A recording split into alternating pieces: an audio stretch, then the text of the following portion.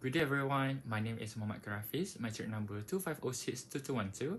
In this commentary, I'll be presenting a comparative critique of 3 empirical research articles that explore Gen Z language use and also digital communication. So my presentation will follow 4 sections.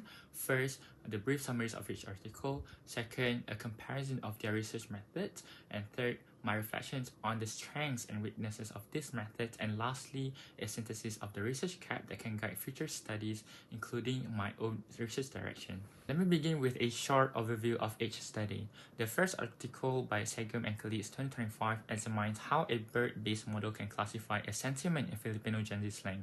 So the authors collected 2.4K Reddit posts and fine-tuned a transformer model to detect positive and negative sentiments. So their results show very strong performance for plain text, but the accuracy drops when the emojis are included. So this suggests that emojis still create challenges for machine learning models, especially in slang-heavy communication. The second article by Vedananta 2023 focuses on slang used by millennials Gen Z on Instagram.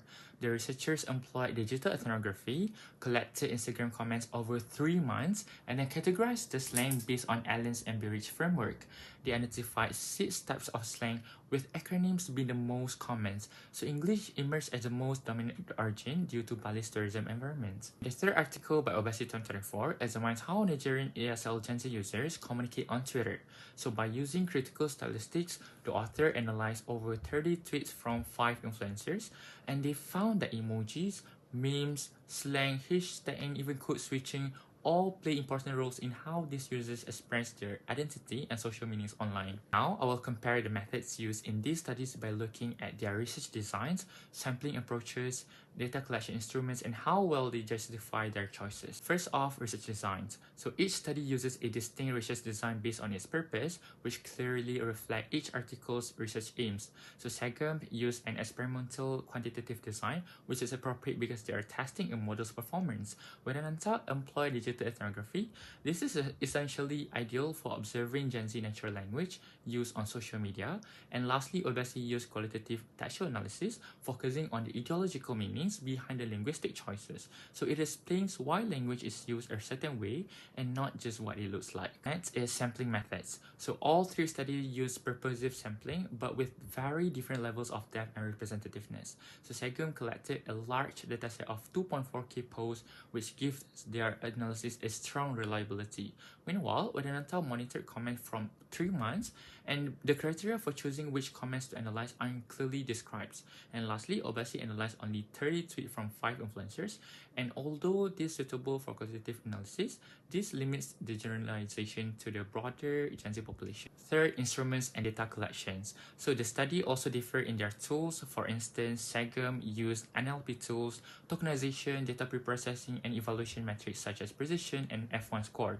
And Vedananta employs manual transcription and content analysis, which focuses more on categorizing real-life language behavior. And lastly, Obasi used critical statistics tools like naming and representing actions to uncover hidden meanings behind the language. So we see a spectrum from computational to descriptive and to interpretive study.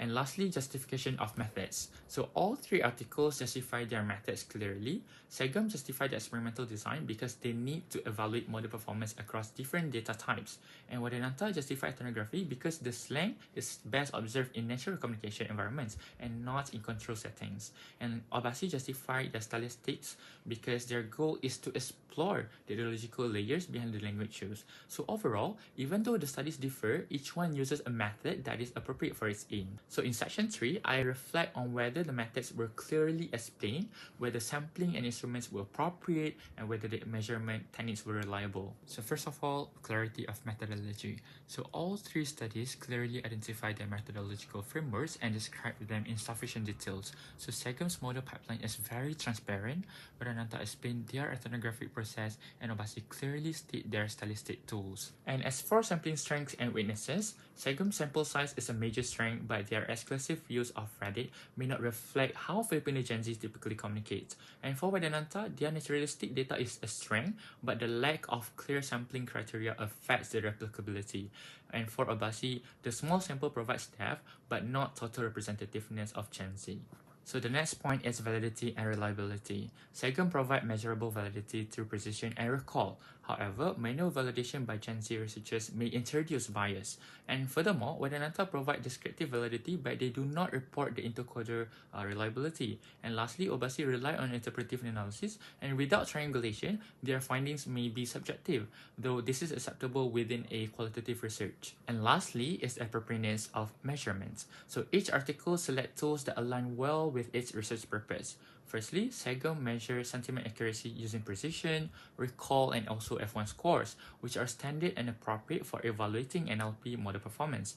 Meanwhile, Vedanta use categorization and content analysis procedures to classify slang types, which is especially a suitable approach for descriptive linguistic research.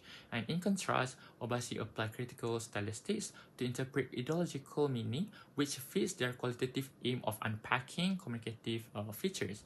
So conclusively, the methods are appropriate for the research question they set out to answer.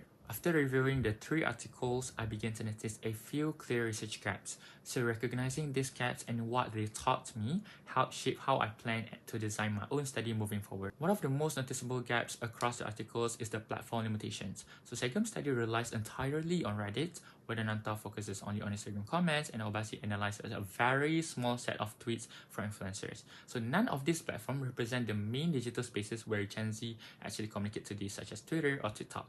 So from this, I learned that choosing the right platform is crucial because the platform shapes the language, behavior, and representativeness of the data.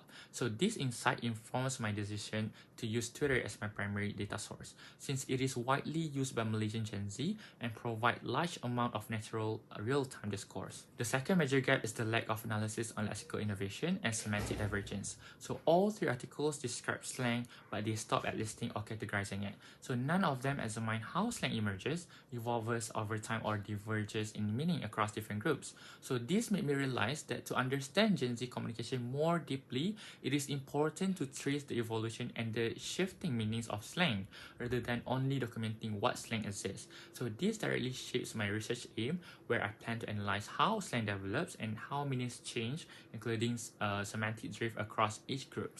And the third gap is the absence of cross-generational perspectives. So all 3 articles focus solely on Gen Z. None examine how older generation interpret Gen Z slang or whether misunderstandings occur.